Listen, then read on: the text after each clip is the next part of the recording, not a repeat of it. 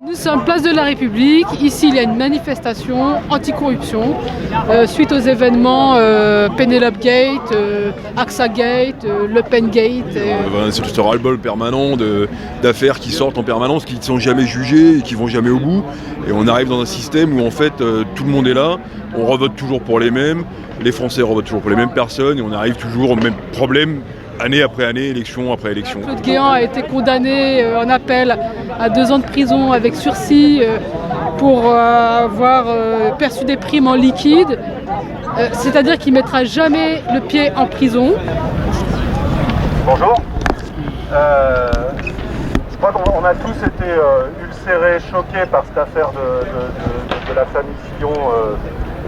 Des stages à 3 000 €, tout le monde en aimerait comme ça. Pourquoi n'avoir pas mis sur les affiches Le Pen aussi? Je peux vous aider à faire une affiche avec son nom écrit aussi grand que Fillon là.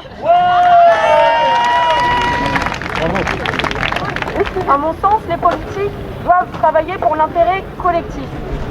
On ne doit pas faire carrière en politique, ce n'est pas un métier. Et donc selon moi, on doit limiter le nombre de mandats dans sa vie. Ça fait quoi? Ça fait des politiques qui sont complètement déconnectés de la réalité et qui votent des lois qui sont complètement déconnectées de la réalité et qui ne répondent pas du tout aux attentes des citoyens. Voilà. Merci, bonne journée. Le cumul des mandats est une forme de corruption, c'est-à-dire qu'on s'octroie des privilèges au fur et à mesure, sans forcément pour autant défendre les valeurs. Si on cumule des mandats, Fillon ne peut pas payer d'attachés parlementaires. On n'a pas envie que nos élus nous donnent des leçons, alors que de leur côté, ils volent l'argent du peuple. Nous, on travaille à Sherpa, une association qui est anti-corruption justement, mais aussi qui vient de faire adopter une loi avec tout un consensus de société civile, d'ONG. Et cette loi justement demande aux multinationales de respecter les droits humains sur toute leur chaîne de production, sous-traitants et filiales. Donc c'est une révolution.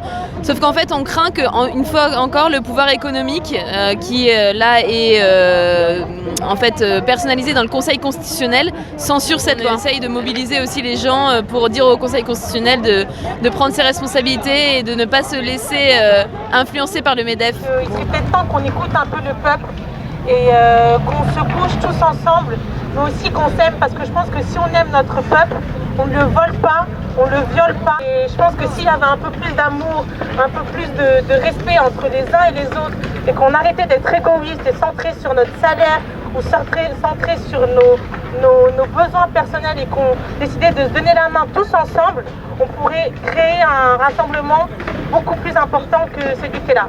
Et je remercie toutes les personnes qui se sont déplacées aujourd'hui et qui ont fait preuve d'unité et d'amour. Voilà. Merci à toi, camarade. C'est-à-dire que si on parle de la corruption des élus et comment contrôler nos élus et s'assurer qu'il y aurait moins de corruption, s'assurer qu'il y ait moins cette notion de carrière mise en place et qu'on part sur cette notion d'élu à la base, il faut peut-être se poser la question déjà, et d'autres se sont posé cette question, est-ce qu'on garde des élus? Est-ce qu'on passe pas à d'autres systèmes que le système électif? Est-ce que, comme le capitalisme qui montre ses limites, le système électif montre pas à un moment donné ses limites? C'est important que le prochain candidat propose une constituante, et il y en a certains qui le font. En tout cas, on appuie vraiment cette proposition de réunir une constituante et de refaire une nouvelle république. Pour la 6ème République, parce que je trouve que la 5ème République, elle a fait son temps. Donc il y a d'autres pays, notamment en Islande, ce travail est fait sur le système de tirage au sort. Un tirage au sort de représentants qui sont du coup sur des panels représentatifs. Déjà, je trouve que c'est assez fort de pouvoir rassembler des gens. On voit que les consciences, elles montent quand même un petit peu. La prise de conscience, elle monte.